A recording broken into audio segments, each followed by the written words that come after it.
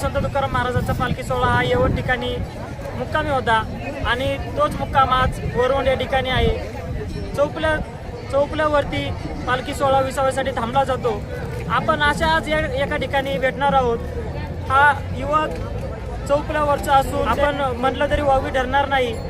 एक नाभिक समाजाचा एक युवक आज संपूर्ण वारीतील संपूर्ण वारकऱ्यांसाठी या ठिकाणी आपण पाहू शकता। इकडं जर बघितलं तर दाढी कटिंग ही व्यवस्था त्यांनी या ठिकाणी केलेली आहे। दादा काय सांगाल, या कशा प्रकारे हा संपूर्ण तुम्ही हा उपक्रम राबवताय आणि याच्याबद्दल मला या उपक्रमातून लागतंय? आपण वारकऱ्यांसाठी दरवर्षीप्रमाणे अन्नदान तर करायचं, म्हणजे आमच्या घरचे झाले, माझे चुलते वगैरे सगळे पाहुणे, आमचा समाज झाला पूर्ण। तर यावेळेस आम्ही असं ठरवलं की आपण काहीतरी ह्यावेळेस वेगळं करू। अन्नदान तर आम्ही करतोच, त्याच्यासोबत काहीतरी द्यायचं आमच्या हातातच ती कला होती। त्यासाठी आम्हाला कुठं जायची गरज नव्हती। मग अशी कल्पना डोक्यात आली की आपण सगळेजण मिळून आपण अशा पद्धतीने मोफत दाढी कटिंगची सेवा हे वारकऱ्यांसाठी आपण कार्यक्रम ऑर्गनाईज करू तसा। तर आम्ही सकाळपासून जवळजवळ 1 वाजल्यापासून सगळेजण इथं काम करत आहोत, सोबत आहोत।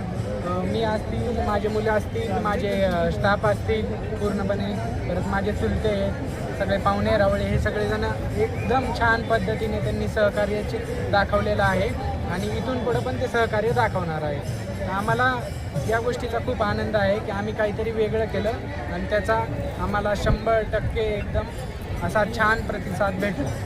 काय झालं, किती वर्ष हे उपक्रम आपण चालू केलेला आहे? 2 वर्ष झाले। याचं आता 2रं वर्ष चाललेलं आहे आपलं। त्याच्या आधी माझे जे वडील असतील, माझे चुलते असतील, आमचे पाहुणे ते करायचे, मी फक्त असायचो। या टायमिंगला यांनी सगळ्यांनी मला फक्त पुढं घालून तू या बघ, लक्ष देऊन आम्ही मागं आहे तुझ्या, आणि ते सकाळपासून माझ्या मागे खरंच उभे आहे। ज्या ज्या गोष्टीची काय कमी पडते त्या गोष्टीला लगेच ते मला हातभार लावतात। नक्कीच आपण या ठिकाणी बघतोय हा युवक काय सांगितल्याप्रमाणे जवळजवळ 1000+ नागरिकांची त्यांनी दाढी कटिंग ही सेवा देत या ठिकाणी खऱ्या अर्थानं शेतकऱ्यांसाठी पाऊस उशिरा पडतोय, तर शेतकऱ्यांचं पीक सुद्धा उशिरा आहे, तर शेतकऱ्यांसाठी विठुरायाकडे काय मागणं मागाल? पाऊस वेळेवरती पडू द्या, एकदम म्हणजे जास्त पण नको, एकदम कमी पण नको, एकदम मुबलक प्रमाणात पडला, शेतकऱ्यांची पोटं भरली, एवढंच देवाकडे प्रार्थना राहील। शेतकऱ्यांची पोटं भरली तर जनतेची पोटं भरते, लोकांना समाधान मिळेल। शेतकरी नाराज तर पूर्णपणे समाज व्यवस्थितरित्या चालला जाईल आणि जर शेतकऱ्याचं उत्पन्न व्यवस्थित जर नाही झालं तर माणसाला अन्नासाठी पैसा असला तर उपयोग होणार नाही, परंतु खायला धान्य भेटलं पाहिजे।